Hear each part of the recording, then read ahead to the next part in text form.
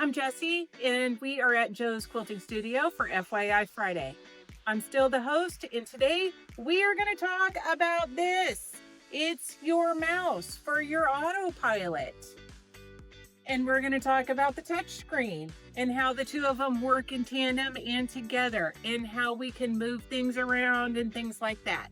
So I find my new students, one of the most confusing things is I make them use the mouse, right? And I make them zoom in and I make them come out and zoom in. And this mouse is kind of difficult or easy. I don't know, you decide. So one of the things about this mouse is that it has a little tracking ball on it, and we use that to zoom in. But here's the key. Here's my mouse right here. Hopefully everybody can see it. This zooms in wherever the mouse is. So let's say I want to zoom in to the upper left-hand corner of my quilt project. Okay, I'm going to zoom in. It's not going to zoom in there because my mouse isn't there.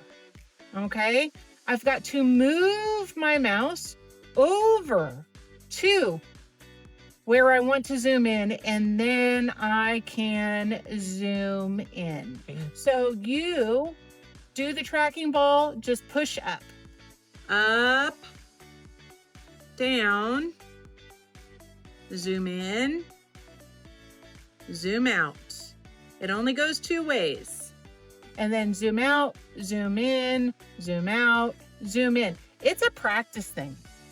I get a lot of people that say, listen, I don't need to use my mouse because it's a touch screen. I can use my fingers. I have an iPad.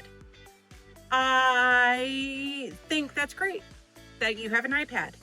But I'm going to show you some of those pitfalls of why you don't want to use your fingers when you're zooming in and zooming out. So watch what happens.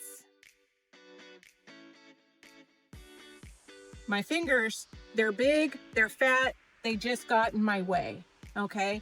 For precise movements, I really do like to use this mouse. What do I use my fingers on the touchpad for?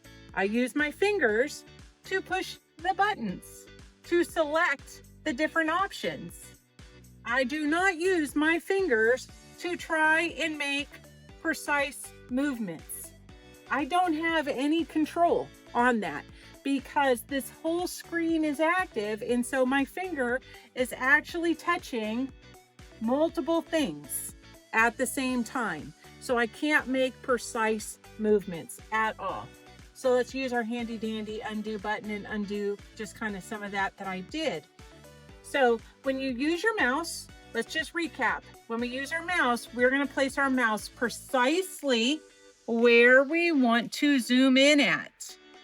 So let's say, just, for theory's sake, I want to zoom in right here where my crosshairs are.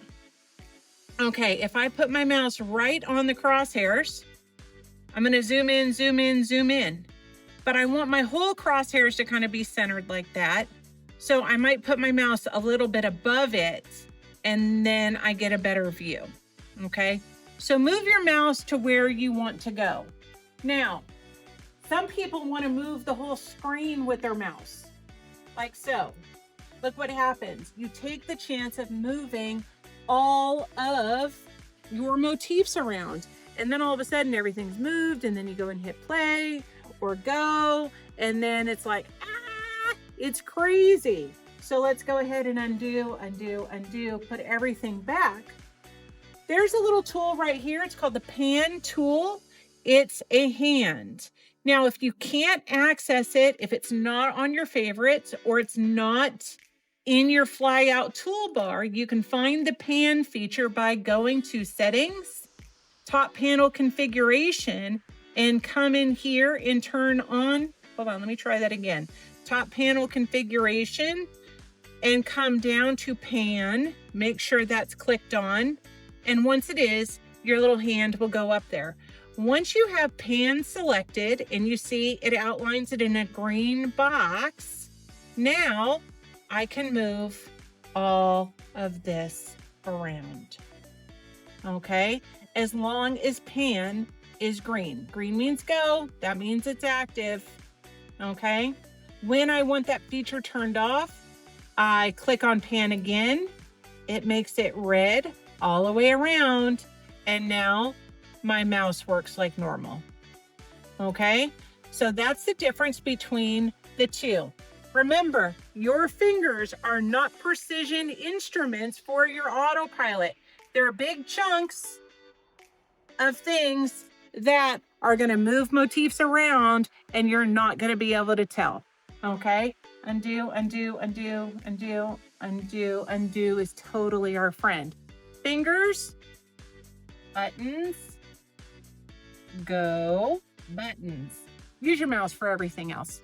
I know it's hard to kind of get used to. We have over the years gotten out of the habit of using a mouse, but the mouse on here really is your friend.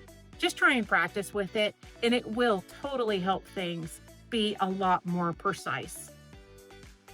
Now you know.